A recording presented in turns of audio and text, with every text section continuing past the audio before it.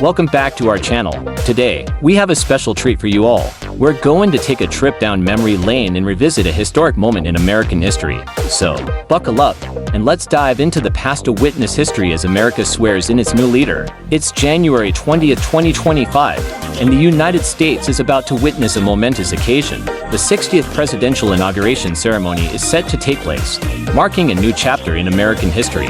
The newly elected president is about to take the oath of office and address the nation for the first time. As we watch this historic event unfold, we're reminded of the power of democracy and the importance of every vote. The president, in their inaugural address, will outline their vision for the country and their plans for the future. This momentous occasion is a reminder of the resilience and strength of the American people. It's a time to celebrate democracy and the freedom that it brings. The inauguration ceremony is a symbol of hope and a new beginning for the United States. We're honored to bring you this exclusive coverage of the 60th Presidential Inauguration Ceremony. We hope you've enjoyed this trip down memory lane, that it's reminded you of the power of democracy and the importance of every vote.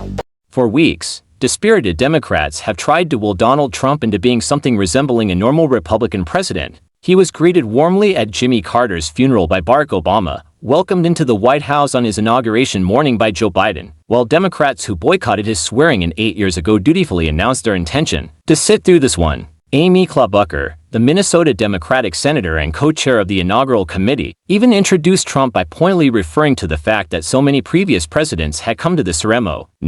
The one Trump skipped out on 4 years ago was a testament to our enduring democracy, but from the second sentence out of Trump's mouth it was clear that those efforts had failed. Instead, Trump returned to the presidency by unleashing a grievance-fueled tirade directed mostly at Joe Biden, who sat feet away, staring at the floor. "We will be the envy of every nation, and we will not allow ourselves to be taken advantage of any longer," Trump said in the opening moments of his address. "Our sovereignty will be reclaimed. Our safety will be restored. The scales of justice will be rebalanced."